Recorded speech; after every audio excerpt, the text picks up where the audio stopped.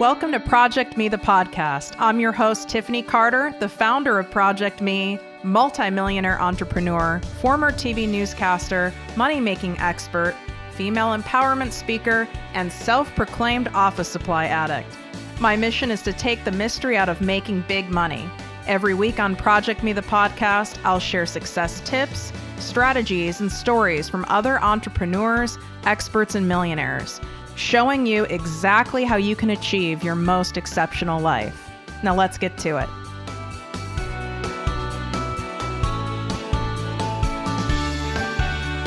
You are listening to ProjectME with Tiffany Carter, the podcast.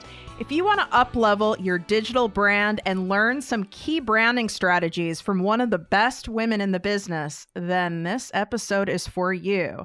Today we have on Jessica Zweig, CEO of the SimplyBe Agency, which is a premier branding firm. She was also named one of the top digital marketers to watch by Inc. Her clients range from Fortune 500 companies to startup entrepreneurs. And her branding firm that she has happens to be in my hometown of Chicago. Hey, Jessica. Hey, how are you? Thanks for having me. Of course. I'm so excited for my audience to be able to hear some great strategies and tips and also like big no-nos from you in the branding world. So first, if you wouldn't mind, like give a little, rundown of when you started your firm and why. Sure. So I started SimplyBe, I call it SimplyBe 1.0 in 2014. I actually ran a company before this. This is my second business. My first business was a company called CheekyChicago.com. We were an online digital magazine for women. In Chicago, we were around for about 7 years. We were the biggest platform for women for about 7 years strong. We had 100,000 local readers. I worked with all the major brands. This was like before Instagram, before the food and fashion blogger movement. We were like the OG. And we, ran that business pretty successfly. I mean, it was my first business. It had its hiccups. But what happened when I left Cheeky to start SimplyBe, which was originally just a one-woman marketing and branding consultancy, I say this story not to brag, but to make the point about branding, personal branding.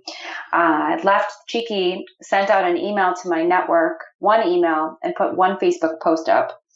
And literally within 5 days, I had $20,000 worth of business in coaching and consulting clients. And it was my aha moment about personal brands, that when you build an equity in your name and a reputation, and obviously, you want to be consistent with that reputation in the real world and actually deliver results, it is actually the most powerful and only marketing tactic that you really ever need to have. And a lot of people think that personal branding is just an act of vanity or self-promotion. But when you do it right, when you have the mindset of, okay, what can I give, not what I can get, it can be transformative. And so long story short is I took on all that business. It was marketing and branding. And then I pivoted the company in 2016 to what I call SimplyBe 2.0. And now we're solely focused on personal branding, and we work with some incredible clients on, thought leadership development. Most of my clients are CEOs, presidents of companies, executives of all kinds, as well as obviously entrepreneurs and founders, solopreneurs, people who are representing themselves, not just a company. So it is a really incredible space. It's a really relevant time. I always say that my business probably wouldn't be as successful if I started it 5 years ago or even 3 years ago. It's a really a space that a lot of people, in many ways don't understand, but know they need to understand. And that's kind of where I come in. And I've been in the digital space on social media, basically since the dawn of social media. Like Cheeky began in 2008. And that was right when Twitter exploded. This was right when Facebook left university and anyone could use it. It was a really native time. And now everyone knows they need to be on it and, recognizing the power of it. And, we have a very specific way we approach social and personal branding as a whole. And that's very, very high level story of how it all started. So a lot of people think this whole personal branding thing would only apply if you owned a company or you were president, CEO of a well-known company. Is that a myth or? No, I mean, I think that personal branding it is applicable for everyone. I actually, part of my business is teaching workshops where I get hired by organizations to come into a small team of salespeople or marketers or even, middle management and talk to them about how building a personal brand inside of a work environment is important, because I always say that you tell a story about yourself before you even open your mouth. When you walk into a room, based on the way you're dressed, based on the way you make eye contact, based on your energy, you're telling a story about who you are as a person. Personal branding, your brand is what people say about you when you're not around. And that takes a lot of self-awareness and vulnerability actually to look at. And most people are cut off from how they're coming across. And so it's not only valuable, it's valuable for everyone in that regard, right? That's one piece of it. That's half the work, to be honest, is uncovering, okay, who you really want to be seen as, and obviously ensuring that that's an authentic message. And the second half of that is creating that message, crafting that, articulating that, sharing that in a way that is relevant and meaningful and in service and intentional to those around you. And that applies to the CEO and that applies to the intern. It just does. It's a calling card, and it should be something that you foster and work on your entire career, no matter where you are in it. I think there are a lot of people who don't even realize that they are managing an excellent personal brand, not even on purpose. And then there's people who are failing at their personal brand, not on purpose, totally oblivious, and to be frank, when I was in the corporate world, my corporate experience, aside from being a TV journalist, after that, I was in the world of pharmaceuticals. So heavily sales, marketing, management based. And I had a personal brand going and I didn't even realize I'd created one. So your whole point to awareness is true. You have to be aware of what you're doing. Luckily, mine was for the good, right? But you could also be creating one, which is a lot of cases that isn't so good, or it's not in alignment with how you want to be perceived, right? Exactly. I mean, that is something that I always share this story about the best compliment I ever got, which was from a client, a brand new client. This was years ago. I've been working with her now for a long time. But when we first met, we were in the middle of a meeting and she found me online and we were in this meeting. I was giving her a coaching session.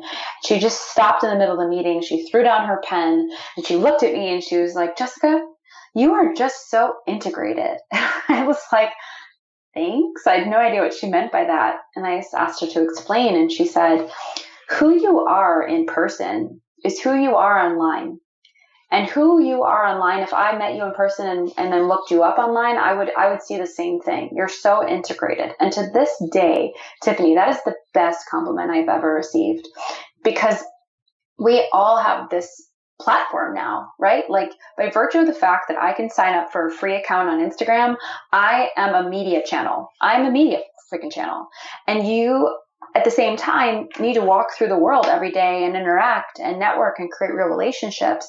And so this media channel becomes this really powerful tool for you to reach more people, not just one-to-one, but one-to-many. That's the power of it. But when you manage it with authenticity, which is such an overused buzzword, which is so unfortunate, because I really believe in unapologetic authenticity is the sauce to success.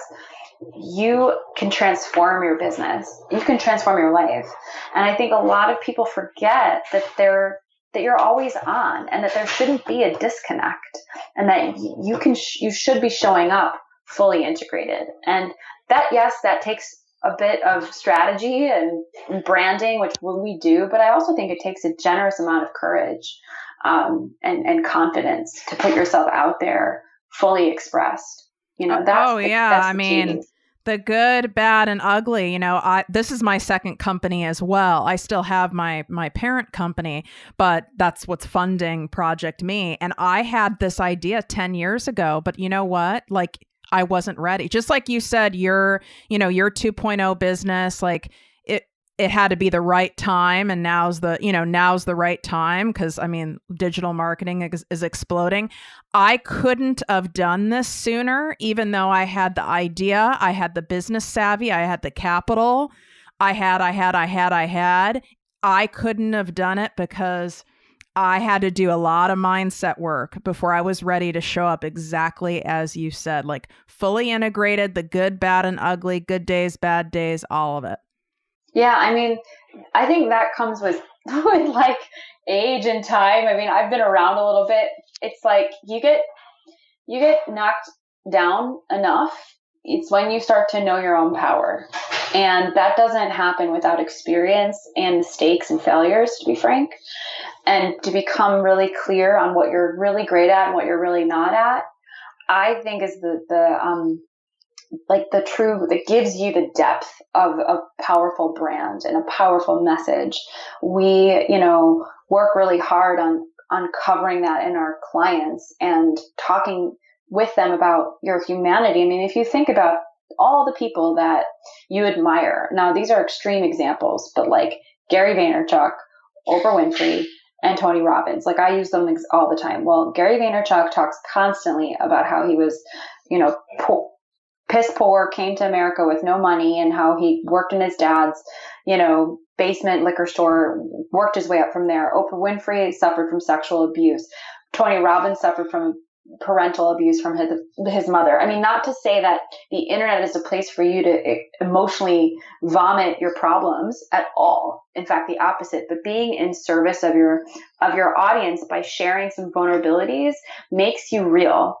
It builds emotional connection, because someone who's aspiring to be like Tony Robbins, say, be a billionaire one day, who might have circumstances similar to what Tony had when he was growing up, can truly see themselves in Tony because he's been there too, quote unquote.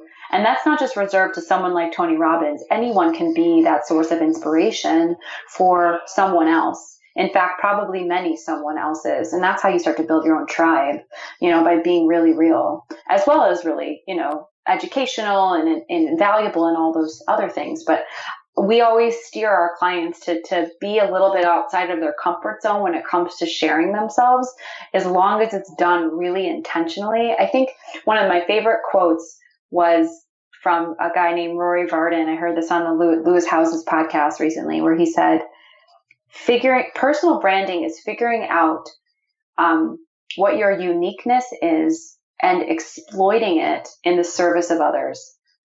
And I was like, that's it. Mic drop. That's well said. Ding, ding, ding. Yeah. Yeah. So what would you say would be some of, like, let's just say the top 3 mistakes that you see people making in the personal branding front? Top 3 mistakes is trying to be everything to everyone and having no real clear message.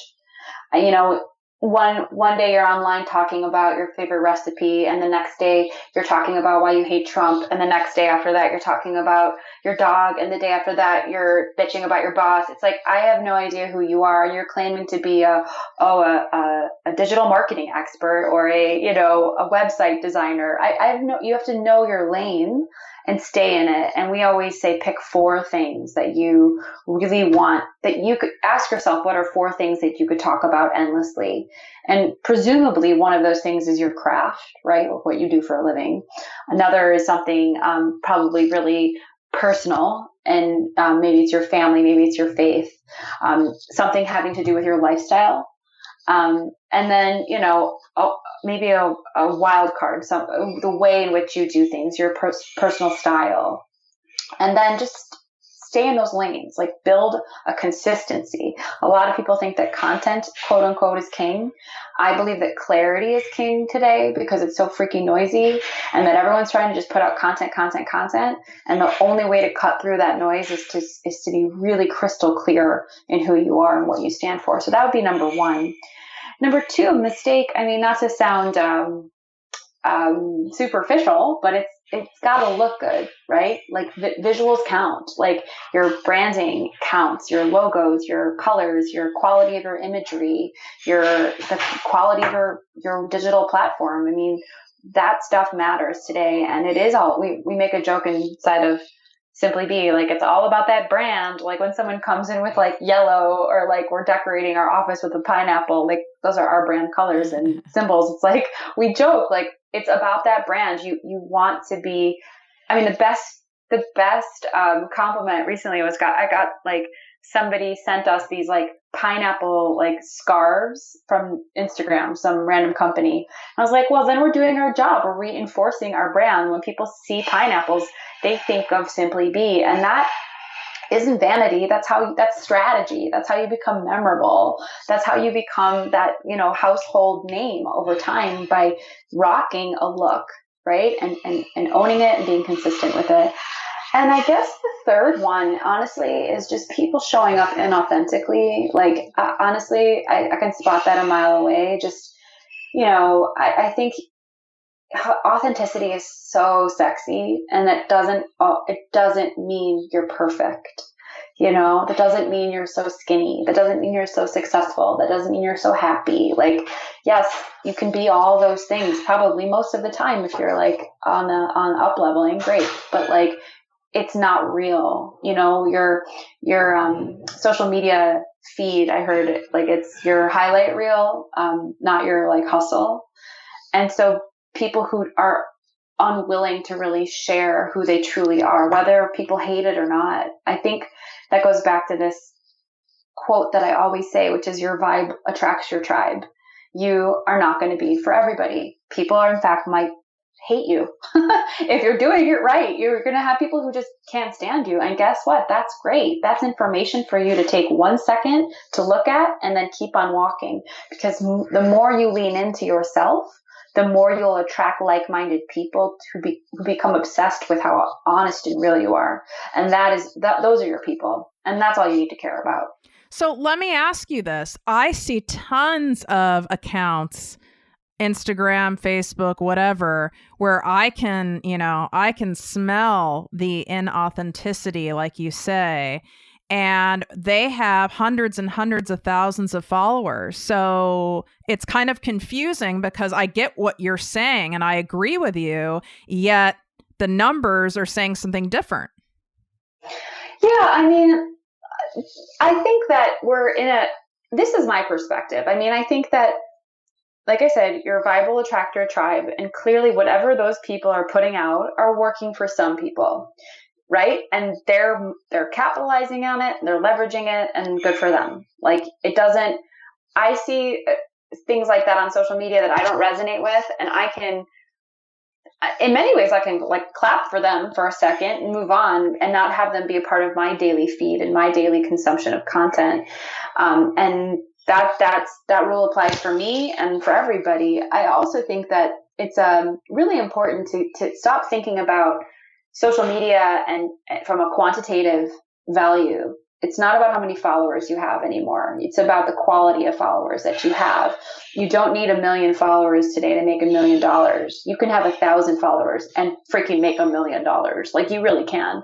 So getting the numbers outside of your objectives and really making it about putting yourself out there in a real and honest way, creating deep, real relationships with your own community and fostering that community.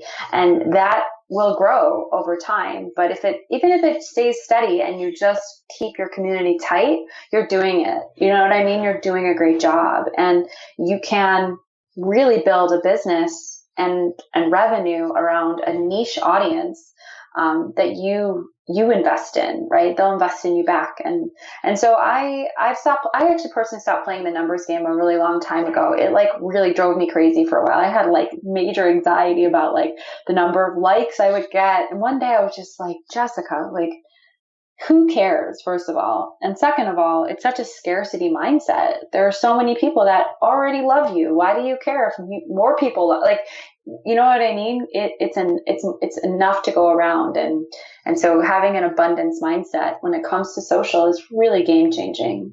So for people who are not digitally savvy, or who aren't really wanting to embrace social platforms, maybe they're a little more old school, they're just not super comfortable, can they still have a highly integrated personal brand, or do you have to have that digital component nowadays?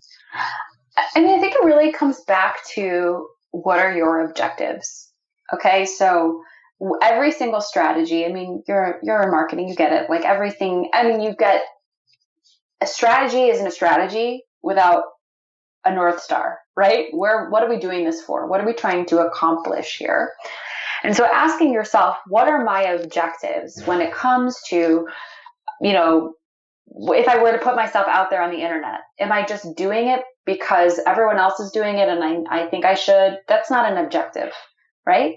An objective would be, okay, well, I'm really uncomfortable on the internet, but, you know, I just got promoted and I know that I've got to manage now 200 people or 20 people and I'm looked upon as a leader and I need to hire more people and my name is going to be out there in a new way. And people, when people Google me, you know, I don't really like what's currently out there. So I have the opportunity to tweak some things and freshen that up and make that a little bit more relevant and recent. I mean, that is like a good reason to be on it. And knowing that you don't need to then go set up an Instagram account and a Twitter and a Facebook and a Pinterest and a LinkedIn. Like, pick what works for you. Honestly, like, we never advise our clients when building strategies to go be on every single social channel at all. It's usually one or two.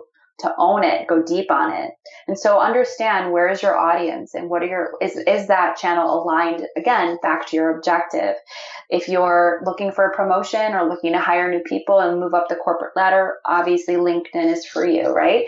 If you're a small business owner and you're opening up your own, you know, storefront, like Instagram would probably be great, or Pinterest, right? So thinking about what's going to make the most sense for your business would help somebody feel more comfortable, I think, in alignment to the choice of putting themselves out on the internet, because it's a strategy, right? It's a business strategy and not just, hey, look at me, right? So I think that it really does just come back to, what are you trying to accomplish? And as soon as you identify that, I think that ideally would erase a lot of the fear.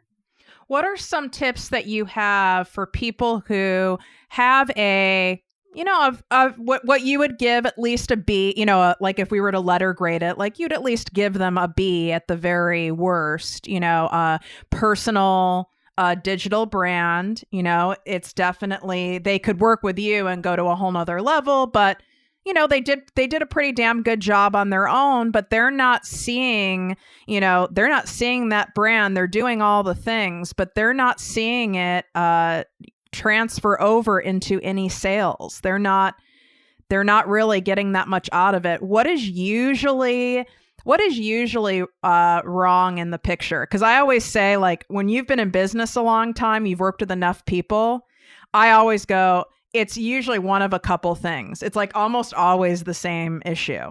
What's it for you? For my issue, it's a mindset.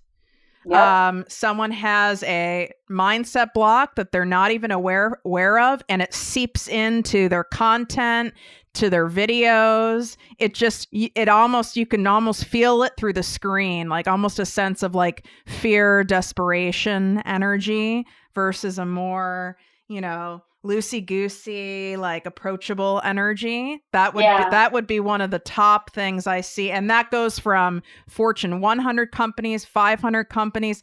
I mean, I've worked with them all. Celebrities. It's almost always, it comes down to that.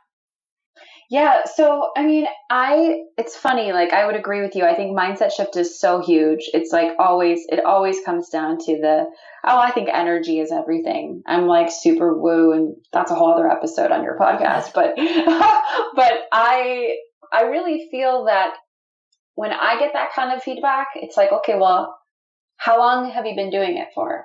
Like, what are your expectations and are they realistic? Because it is a long game.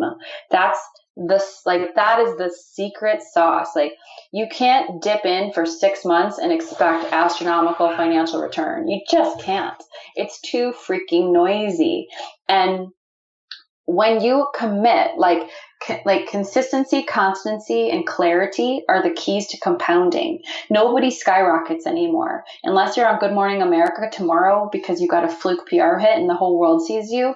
You got to be day in, day out, creating value on the internet, publishing content, whether in the form of video, audio podcasting, or written form blogging, and do that enough, and you will compound over time, and it will start to return for you. You will see those results. And I think a lot of people are just super impatient and want the quick win. And like, yeah, some people get lucky, but most people don't. Well, and there's people who are, for their personal brand, they are selling that. Like, I went from, 10,000 in debt to 6 figures in 1 year. There's a lot of that out there. Yeah. And it makes people feel like, almost like, what am I doing wrong that I'm not having this quick success, right? That's the other thing, girl, is the FOMO, is the comparison game, is the unhealthy psychology that comes with being so obsessed with, that outer locus of control versus the inner locus of control. And that's something that I myself have had to work on, and it's taken me a long time, but like, it's that cliche quote, like, you do you, girl, or, you do you, guy, like, but it's really like, you've got to do you. You've got to stop comparing and looking at, and knowing that, if someone else is going to go out there and say how quickly they hit it, you got to be good for them. You got to just be like, all right, that's person's path, and everything in my life is happening in perfect timing. It really is. Like, if there's one thing that I know for a fact, and this is, I guess back to the spiritual side, but spirituality is just science that most of the world hasn't figured out yet. And it is the fact that everything is happening in your favor. Everything in your life is on time. And as soon as you get into that mindset and recognize that, then you can release a lot of that noise. At least I have. Yeah. And that will also, you guys, translate on the screen. When you take that edge off, the stuff you write, the stuff you say, it'll come across different. And you might not, like Jessica said, you might not be really aware of how you're coming across. I guarantee you, it'll totally shift how you come across. Absolutely. I mean, it is about energy. I mean, people who are putting themselves out there, who are hungry, and people who are putting themselves out there and they're already fulfilled and full. Like, you can just feel that, you can just feel that. I love that. One of the last questions that I love to end on now, because someone asked me and it was so refreshing. And I feel you can learn a lot more about people's success and their journey by asking this. So the question is, what is your biggest mistake that you've made in business, and what did you learn from it? Oh, girl. We don't have that much time, do we? You just gotta pick one that kind of like stands out in your mind. Totally. I mean, I know which one. I think it's really just choosing the wrong people to go into business with, ignoring your intuition around that, and I think for me, like, the biggest blessings are the most painful failures. And so I know for a fact that I never want to have a business partner again. It's just never going to be my style. And one of the key, like, I have a really big philosophy on talking about past wounds when it comes to just sharing things publicly. Like, I don't talk about, someone told me this once. It's very common that we see this, that people are processing in real time on the internet, right? Out loud, like putting their shit out there on the internet while they're in it. And the policy that I've taken is that when I'm in something, I don't share it. I'll share it when it's complete. And sometimes that takes years.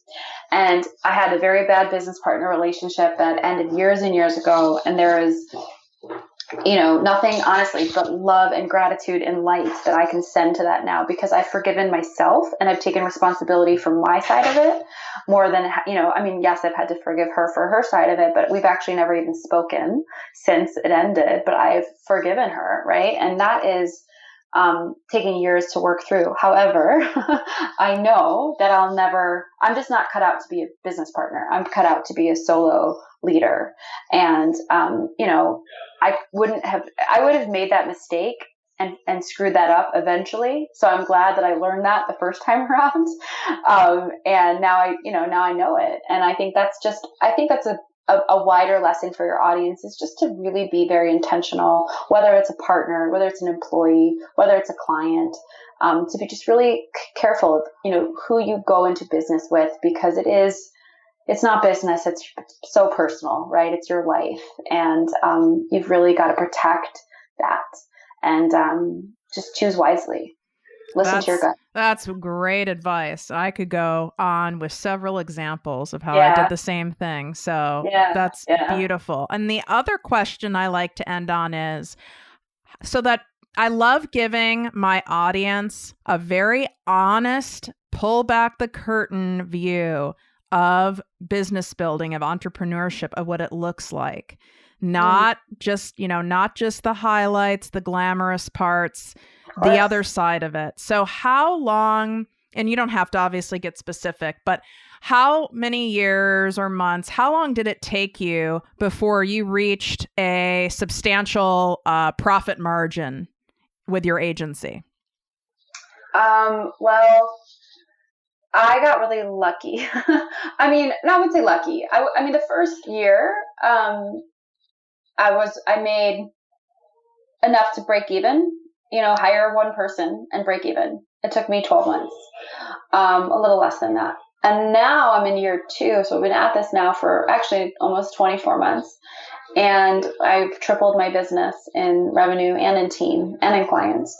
And the non-glamorous part about that, though, is like, I'm exhausted and I work all the time and I suffer from imposter syndrome almost every day. And I wonder when the other shoe is going to drop, and is this too good to be true? And am I really worthy of this? So even though the numbers in the bank account and my team and the desks are growing, like, scratches my ego a lot, it's still really freaking scary. And I sacrifice my time, my space, myself, my energy all the time, in service of my business. And that is what it takes to be an entrepreneur. And it's not always, it's actually very, very rarely glamorous. It's very, very, it's a siege, it's a total sacrifice of yourself for like an indefinite period of time. Yeah, so. There's the key, you guys. An indefinite period of time. Yeah. I always like to say to people, don't compare your year 1, year 2, or even year 5 with my 11 years as an entrepreneur. Yeah, girl, totally. That's not fair to do to yourself. No. Not to say that, like you said, there's flukes in life all the time, in sports and everything, right? So it's like, you could. I'm not saying you can't. I hope you do. I hope you do make millions in your first year. That'd be awesome. But the majority of it is time, energy, consistency, year over year over year, and it compounds that growth. Yeah. It really does. And, also to remember that it's not going to be a straight line up. It's going to be up, down, up, plateau, up, down, up, down, up, up, down. Like, you know what I mean? It's like that squiggly line, and like the real beauty and the real test is in the dips. Like that's really where the good stuff lives, even though it freaking sucks in the moment. And like I've been in enough dips to know like that's really where you discover if you're really meant to be an entrepreneur. You know? Amen. Amen to that, girl. Well, if you guys loved what you heard today and the amazing advice and tips that Jessica gave, she is going to be opening up for people to, I'm assuming there's an application process for a special mastermind that she's doing. Do you want to tell them a little bit about that? Absolutely. So we are hosting a incredible 5-day mastermind retreat in Nosara, Costa Rica, which is on the east coast ocean of Costa Rica. If you've never been to Costa Rica, it's one of the most magical countries in the world. And I can say that because I've been to a lot of countries. It's my favorite. And we've rented a luxury private villa, pool, chef, yoga on the daily. And it's 5 full days of abundance, mindset, purpose, coaching, inclusive of personal branding and business building coaching. And it's called SimplyBe Magic Masterminds because I really do believe in magic. I think that those who don't believe in magic will never see it, as Roald Dahl said. And it is, I have joined up with an incredible life coach. Her name is Kristen Balter. She's based in Vancouver, and she teaches a couple days of all of that life coaching, abundance, purpose, limiting beliefs, like crushing those limiting beliefs. And then I spend a couple days really helping you define your brand message from that truthful and authentic place, and giving you the tactics and strategies and bringing that out into the world to help fuel your business. It's very comprehensive. You can go to simplybemagic.com. It is an amazing experience. We've hosted quite a few. And the best part is really the tribe of people that you connect with and meet. And the people from all over the world who come out for this. And you meet global friends that are like friends for life. And you learn a lot, and you become a renewed and evolved version of yourself, which is always a good thing. That sounds incredible. So you guys, I'll also have that in show notes, but it's simplybemagic.com. So you can probably remember that. But in case you're driving or something like that, it'll be in show notes, and then they can find out all the details there. Yes, exactly. Well, it was so lovely having you on, a fellow Chicagoan and longtime entrepreneur. It was refreshing conversation.